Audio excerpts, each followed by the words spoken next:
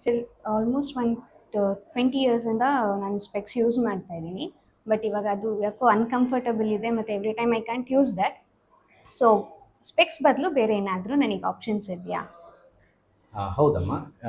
ನಿಮಗೆ ಸ್ಪೆಕ್ಸ್ ಇಷ್ಟ ಇಲ್ಲ ಮತ್ತು ಕಷ್ಟ ಆಗ್ತಾ ಇದೆ ಅಂದರೆ ನೀವು ಲೇಸರ್ ಟ್ರೀಟ್ಮೆಂಟ್ ಮತ್ತು ಲೆನ್ಸ್ ಟ್ರೀಟ್ಮೆಂಟ್ ಅಂತ ಇದೆ, ಅದನ್ನು ಮಾಡಿಸ್ಕೋಬೋದು. ಸೊ ಸುಮಾರು ಆಪ್ಷನ್ಸ್ ಇದೆ, ನಿಮ್ಗೆ ಹೇಳ್ತೀನಿ. ಲ್ಯಾಸಿಕ್ ಅಂತ ಇದೆ, ಎಪಿಲ್ಯಾಸಿಕ್ ಅಂತ ಇದೆ, ಫೆಮ್ಟೋಲ್ಯಾಸಿಕ್ ಅಂತ ಇದೆ, ಸ್ಮೈಲ್ ಅಂತ ಇದೆ, ಮತ್ತು IPCL ICL ಅಂತ ಇದೆ. ಸೊ ಯೂಶ್ವಲಿ ಏನು ಮಾಡ್ತೀವಿ ಈ ಲೇಸರ್ ಟ್ರೀಟ್ಮೆಂಟಲ್ಲಿ ಅಂದರೆ, ನಮ್ಮದು ಈ ಬ್ಲ್ಯಾಕ್ ಇದೆಯಲ್ಲ ಕಾರ್ನಿಯಾ, ಇದನ್ನು ಕಾರ್ನಿಯಾ ಅಂತೀವಿ. ಇದ್ರ ಮೇಲೆ ಲೇಸರ್ ಬಿಟ್ಟು ರೀಸರ್ಫೇಸಿಂಗ್ ಅಂತ ಮಾಡ್ತೀವಿ. ಸೊ ನಂಬರ್ ಆಲ್ಮೋಸ್ಟ್ 0 ಆಗೋಗುತ್ತೆ, ನಿಮಗೆ ಸ್ಪೆಕ್ಸ್ನ ಅವಶ್ಯಕತೆ ಇರೋದಿಲ್ಲ.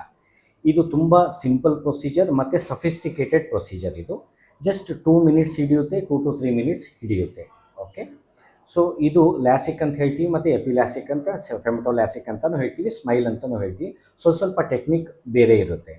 ಮತ್ತು ಇನ್ನೊಂದು ಟ್ರೀಟ್ಮೆಂಟ್ ಏನಿದೆ, ಕಣ್ಣೊಳಗೆ ನಿಮ್ಗೇನಾದ್ರು ನಂಬರ್ ಜಾಸ್ತಿ ಇದ್ದರೆ ಅಂಥವ್ರಿಗೆ ನಾವು -8, -10, -20 ಆ ಥರ ಪವರ್ ಇರೋರಿಗೆ ಕಣ್ಣೊಳಗಡೆ ಒಂದು ಲೆನ್ಸ್ ಇಡ್ತೀವಿ, ಅದನ್ನು ICL IPCL ಅಂತ ಹೇಳ್ತೀವಿ. ಸೊ ನಿಮಗೆಲ್ಲ ಆಪ್ಷನ್ಸ್ ಅವೈಲೇಬಲ್ ಇದೆ. ನಿಮ್ಗೆ ಐ ಚೆಕಪ್ಪು ಮತ್ತು ಸ್ಕ್ಯಾನಿಂಗ್ ಮಾಡೋಣ. ನಿಮ್ಗೆ ಯಾವುದು ಬೆಸ್ಟ್ ಸೂಟೇಬಲ್ ನೋಡಿಬಿಟ್ಟು ನಾನು ನಿಮಗೆ ತಿಳಿಸ್ತೀನಿ.